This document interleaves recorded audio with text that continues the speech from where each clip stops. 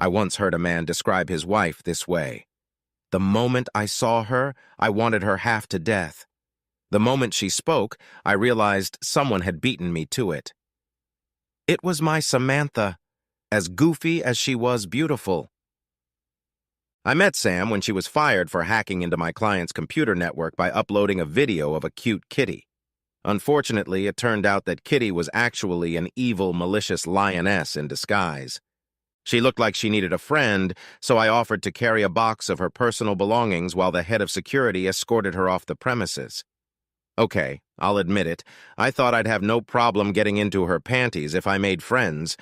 I soon learned that she never wore them under short skirts. Fast forward 6 months.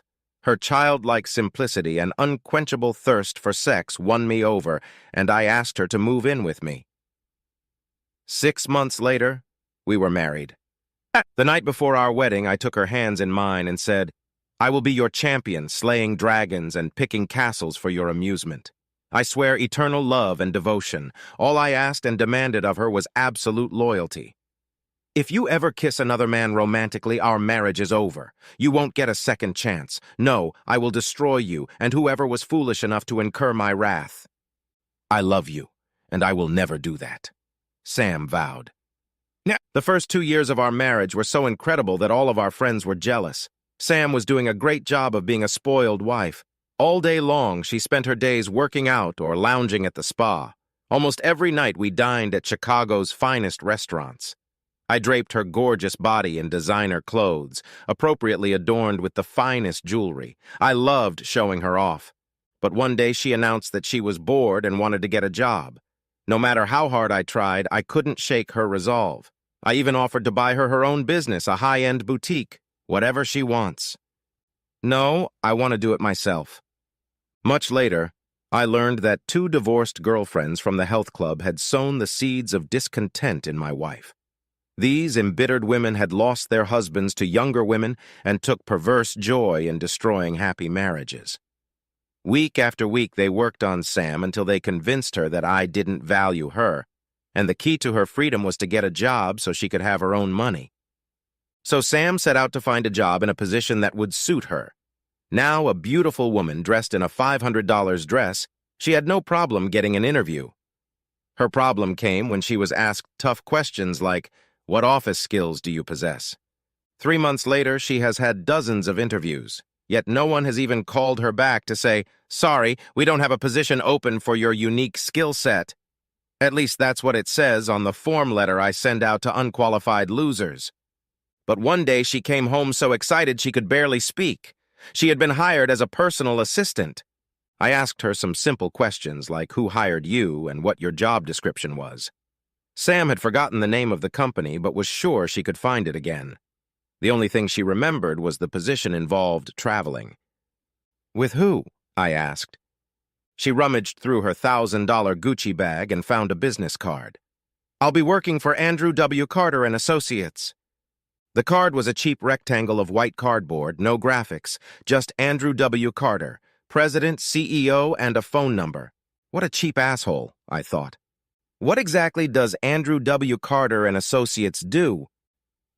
It has something to do with importing or exporting things. I took my wife in my arms and looked her straight in the eye. "Samantha, I have a bad feeling about this. Let me put it to the test." This led to our first ever knockdown, drag-out argument. "You don't want me to succeed. You just want me hanging on your arm like a Barbie doll." Truth be told, it was all she could do. Sam was stubborn. She kicked up her heels and refused to listen to anything I had to say. She set her jaw and stared at me. I knew that look meant she would rather take a beating than admit she was wrong.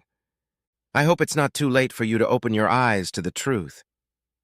I discreetly had my investigators begin a full investigation of Carter. Sunday night, I received an email with a complete dossier. Carter was a small-time importer of counterfeit products that he sold to dollar stores. Much of his business was generated at regional trade shows where Sam was scheduled to appear. The current sales staff consisted of men in their 50s and early 50s.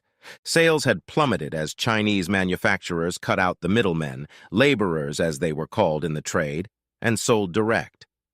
On the eve of the big trade show in New York, Carter met with his sales staff to mull over decisions. The future of the company depended on this show. There was a widespread idea that the easiest way to increase sales was to have a beautiful woman of short stature make this very short skirt and revealing blouse the spokesperson in the booth. Sam had a closet full of uniform-compliant clothes. It was obvious that Carter didn't need a personal assistant, but an ego magnet. Things were fairly quiet on Sunday. Monday morning, Sam was dressed to the hilt. I complimented her and offered to drive her to work. She surprised me and said yes. I surprised her with an Italian leather briefcase. Sam accepted my gift with the words, "You'll be proud of me." Carter's warehouse had definitely seen better days. It was an old 3-story building. Even the sign on it was faded. Sam looked around the dilapidated building nervously. After a couple minutes, she leaned over to me and kissed me on the lips. It was an act she'd been denying me since Friday. "I think it's here." "I guess it's here. I'll pick you up at 5. She kissed me again and said, "I love you." "I love you too," I replied. The day dragged on endlessly. I waited at the end of the block for the clock to show 5 o'clock. When it did, I stopped in front of the main entrance. Several dozen men in cheap suits came out in a crowd. This must be the sales department, I thought. A few minutes later, several older women left. All were dressed for warehouse work. I waited 10 minutes before entering the lobby. Sam's laughter could be heard in the distance. I noticed a bell on the receptionist's desk and rang it vigorously. "I'll be right out," my wife called out. As soon as I met her new boss, I immediately saw him as a bastard. He didn't even extend his hand for me to shake, just a sneaky smile. As soon as we pulled away, I warned my wife, "He followed you like a lion follows a gazelle. Don't be silly. He's just a good salesman who's always on." A good salesman, damn it. This man sells wholesale knockoffs made by slave labor. He, like his products, appeals to the dregs of civilization. Sam was silent until I pulled up to one of our favorite restaurants.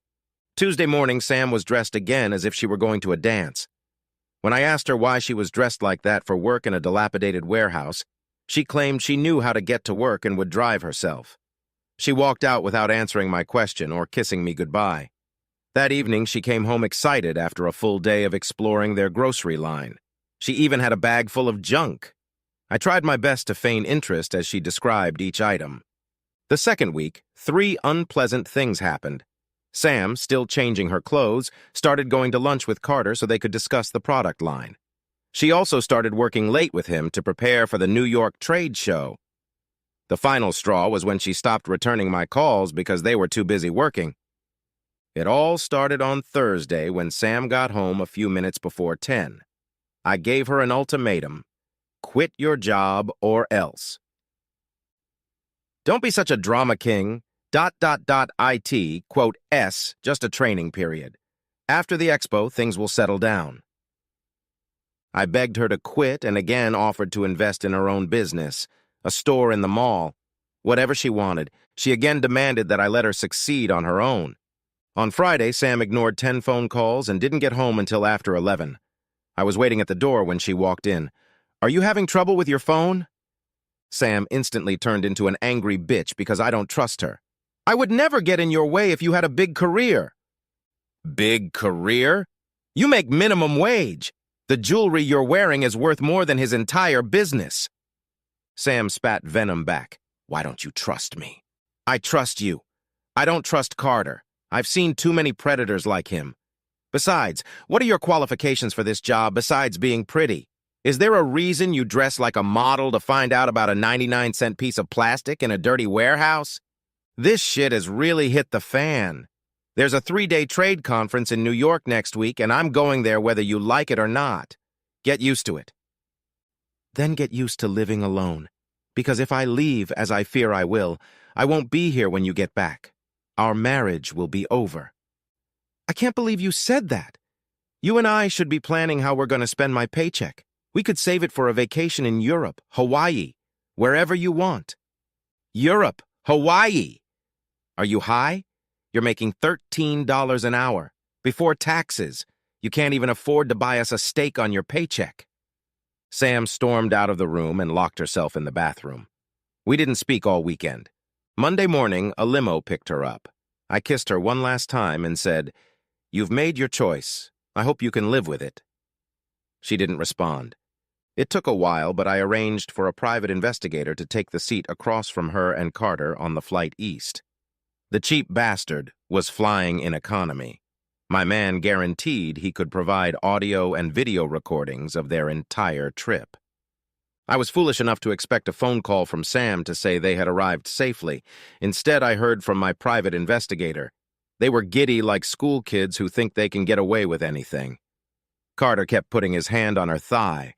The first few times she protested, but eventually she let him touch her. I almost broke my phone. Then he said he was going to turn the surveillance over to his assistant so they wouldn't recognize him. I had a hell of a time not calling Sam and telling her I knew what they were doing. But that hadn't worked before. So I spent my time planning the second phase of my plan. That same evening, I received a detailed message from my detective. They spent most of the day at business events. Unfortunately, at 6 o'clock, they dispersed to their rooms and changed for dinner. I recognized the little black dress Sam was wearing. The detectives were instructed not to interfere unless Carter was forcing Sam to do something. They were to observe and document. It was killing me. But she had to choose our marriage of her own free will, but that wouldn't stop me from making one last attempt. I watched the video of them walking into the restaurant hand in real time. I called my wife, but she went straight to voicemail. So I called the restaurant and got Mrs. Samantha Weatherstone on the phone. She wasn't too pleased that I was checking on her. "I've been working hard all day and now I'm having dinner at the diner. You had the nerve to call me to check up on me."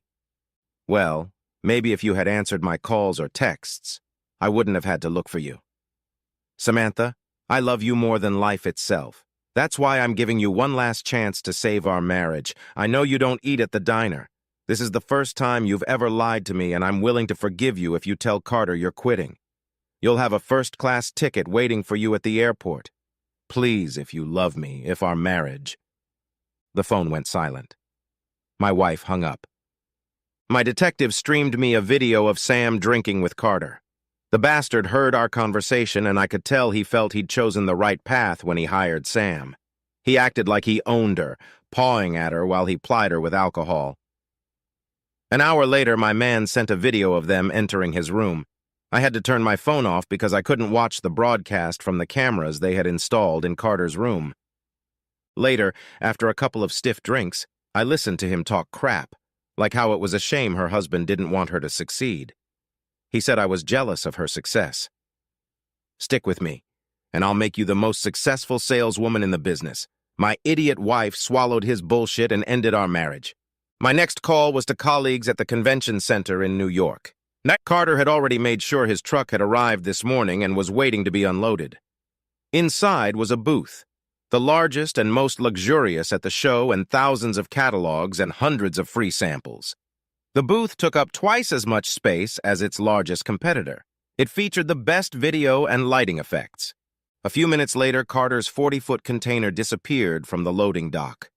A week later, it would find itself empty at a truck stop in New Jersey. I spent the night sitting in my chair, hoping Sam had come to her senses. The next morning, my detective confirmed that they spent the night in his room and slept together. "He treated your wife like a prostitute." As soon as they entered the room, he pulled down her dress. "After a few minutes, your wife rolled to the other side of the bed. The detective said it looked like she hadn't slept a minute. I heard her crying most of the night." Trying to contain my anger, I made 2 more calls, this time on the local phone. I said exactly one word to each: begin. The next morning, the concierge slipped a note under Carter's door, addressed to my wife. "I called your room all night, but no one answered. I guess that means goodbye forever." The detective said she screamed and started crying hysterically about how she had made a huge mistake, and Carter had better stay away from her, or else. "What do I care? I've had better chicks than you. Now get dressed. You have a job to do." He picked up her dress from the floor and threw it at her. Sam begged him to give her a return ticket. He laughed in her face and called her a stupid whore. "If you want to go home, you better get your ass ready to tease my customers." You got me drunk and raped me. Sam turned up the volume. I didn't force you to do anything. If you call the police, they'll look at the way you were dressed and realize you're a whore. Their conversation was interrupted by a knock on the door. It was one of the salesmen. Sam grabbed her dress and hurried into the bathroom. Carter opened the door with his bare ass holding Sam's lacy bra. He wanted to make sure Angelo saw what he had done. Boss, we have a big problem. I was in the conference room checking our place, but there was nothing there. What do you mean there was nothing? That's what it means. There's no booth there, no boxes, no samples, nothing. I talked to the guy at the dock, and he said the truck wasn't there. Carter went white as a sheet. All he could say was shit. It took Sam a while to get up the nerve to call me. She'd obviously decided to play dumb, and she'd succeeded. I didn't answer, but immediately went straight to voicemail. Even though I knew it wouldn't change anything, I had to know if Sam was going to come clean about her actions. I'm sorry, honey, I took a sleeping pill and didn't hear the call. She had the nerve to say, I love you. Please call me when you get this message. After that, she called every 10 minutes. I ignored all of them. Instead, I called my attorney and had him prepare the divorce papers. Carter, meanwhile, was melting down. The exhibit opened in 30 minutes, and he had nothing. He started making frantic phone calls. The police couldn't help. Cameras mounted on the cargo dock showed a white truck with no license plate or title gone last night. They said a detective would be there in an hour or so to investigate. Carter called the warehouse and told them to gather up all the catalogs and brochures they had and send them on the next flight to New York. There was some pretty meager loot. Carter spent the afternoon sitting on a borrowed bar stool in front of a cardboard sign he'd made from a stationery store. His sales staff looked awkward trying to sell invisible products. Sam looked horrified as she stood alone in the corner crying quietly. Andrew Carter and associates quickly became the butt of jokes among those in attendance. His Chinese competitors, whose booth was directly across the aisle, politely smiled and bowed to him every time they handed out one of their endless bags of samples. A pallet full of boxes finally appeared late in the afternoon on the second day of the show. Their contents, however, were outdated catalogs and last year's no longer hot products. My man said several people stopped by to talk to Carter, but no one wanted to place an order with an employee who, by all accounts, wouldn't work for 3 months. Instead, his competitors sucked up all the orders. By the end of the second day, Carter was broke. He finally agreed to Sam's demand that he let her go home. Carter gathered his sales staff and ordered them to continue the fight, even as he hastily retreated. He told one of them to exchange their tickets and send them home as soon as possible. Sam wasn't very happy when she learned that the plane didn't leave until 10 a.m. and spent the night locked in her room. She dutifully sent me her flight information. Flight 901 arrives at O'Hare Airfield tomorrow at noon. Then she added, I miss you. Even though they were sitting next to each other, no one spoke. Carter was too busy trying to figure out how to restructure his line of credit since he no longer had the receivables to back it up. Sam looked straight ahead and prayed the entire flight that she would be able to save her marriage. One of the added benefits of working for a venture capitalist is that I have known people who were able to get things done without spending time on paperwork.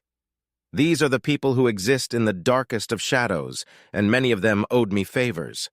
Big favors. The 2 phone calls I'd made earlier set things in motion. I knew she would be arriving on a plane at 9 a.m. local time. I waited until the plane was in the air and she was out of contact to cancel both of our cell phones. Then I canceled all of our credit cards and transferred every last dime we had in the bank to a hidden account. By noon, the money would be lost. Some asshole in a black coat might say she was entitled to half, but she could go fuck herself. There was a knock on my door, and a crew of movers started packing up all my personal possessions for storage. I took all the jewelry that didn't make it to New York. 20 minutes after the movers left, a bulldozer and a small crane were unloaded in my driveway. No questions were asked. They just started turning my $500,000 home into a neat pile of rubble. When they were done, they too disappeared into the fog like the mythical Brigadoon. My detective sat in the row behind Sam. He said neither of them uttered a single word during the flight. As soon as they landed, she tried to turn on her cell phone. She became very nervous when she learned that her service had been canceled. Sam almost ran down the gangway to get to the payphone. A man in a black suit with a sign with her name on it was standing in front of a crowd of departing passengers. She assumed he was the limo driver to take her home and asked if she could borrow his phone. "Are you Mrs. Samantha Weatherstone?" "Yes, I am. Now please lend me your cell phone." He handed her a large manila envelope. "You've been served. And no, you can't take my phone." Sam was starting to freak out. "I don't see our driver," Carter said as he approached. "Get the hell away from me or I'll scream." Sam found a phone and called my cell phone. She got a message that the number had been disconnected. She then dialed my office number, which I told her was for emergencies only, and was told that no one by that name worked there. I had already left for a new position in our Los Angeles office. Terror gripped her as she remembered the envelope. She tore open the envelope and read the petition for dissolution of marriage. Samantha, sobbing, fell to her knees. Pictures of her naked with her boss sprinkled in. What she didn't know was that an identical set of photos had been delivered to his wife at the same moment. Airport security was alerted that the woman was having health problems, and a team arrived to assist. One of them took her bags while the paramedics tried to figure out what her problem was. She begged them to help her get a cab. "I have to get home before it's too late," she pleaded. They walked towards her and caught a cab. She begged the driver to go faster. When they pulled into her alley, she pitched forward and began to tell the driver where to turn. As they rounded the corner, Sam looked puzzled and then let out a blood-chilling scream when she realized her house no longer existed. The driver wanted to get away from the crazy lady and demanded his $45 fare. She dazedly held out her credit card to him. He tried to run it. This one wouldn't work. She tried every card she had, but all were rejected. "If you don't have any money, I'll call the police." Sam searched her pockets and finally found the money. The driver put her bags on the sidewalk and drove off. Samantha fell to the ground. She could barely breathe. Everything was gone. All her dreams shattered. Carter's day ended as badly as it had begun. Two of my coworkers followed him to his North Shore home. They were driving a pickup truck they'd borrowed when the driver ran into the store for a pack of cigarettes. They watched from the street as Carter stepped out of the limo and, shoulders slumped, headed for the front door. He hadn't even made it to the front door when his wife jumped out into the street and thundered, "Get out, you asshole, you son of a bitch!" She waved the pictures he had of Sam in front of his face. Carter was at a loss for words as his wife pounced on him. Two neighbors came out to see what was going on. Carter's BMW was parked in the driveway, and he was able to climb inside while she pounded on the windshield. "I'm going to divorce your cheating ass." She picked up his suitcase and shattered it against the glass. Carter sprinted across the lawn to get away. He didn't even notice he was being followed. Carter stopped at the bar and ordered a double clear scotch. He washed it down with another. An hour and 3 stiff drinks later, Carter eased himself into the drink as he drove to his warehouse. That same night, the office and warehouse of Andrew Carter and Associates burned to the ground. It was the top story on the news for 2 days. It was the most impressive fire involving fire engines from 7 suburban departments. You might imagine the flames licking the sky, clearing the ground of Andrew Carter's stench. It was still smoldering the next day when firefighters were able to enter to douse the blazing points of the fire with water. The fire burned so badly from all the paper and plastic that it took investigators 2 more days to find Carter's charred remains. There was a large hole gaping in his skull. They found a gun a few feet away that was missing 1 bullet. The body was so charred that the coroner couldn't see that Carter had been tortured for over 6 hours before being allowed to die. They were only able to identify him from dental records. I heard that the pain was so bad that he begged to be allowed to kill himself. They were very careful not to break any bones, but they inflicted the pain with a propane torch, melting his flesh down to the bone. The coroner's inquest panel ruled his death a suicide. Their sequence of events said he was depressed about the missing truck and the total failure at the show, and then his wife kicked him out for having an affair. Then he got drunk, shut off the fire protection system, and set fire to his warehouse. When the flames approached his office, he put the muzzle of a gun in his mouth and killed himself. The insurance company also assigned a team of arson investigators to comb through what little remained of the huge building. Their forensic accounting colleagues confirmed it was an arson for insurance purposes. They eventually denied it to his widow. Epilogue. Because one man couldn't keep his pants on, his wife and children lost their home, 20 people lost their jobs, and I lost the only woman I've ever loved. As for the two witches who caused all this sadness, I did my best to make sure they never caused anyone else any trouble.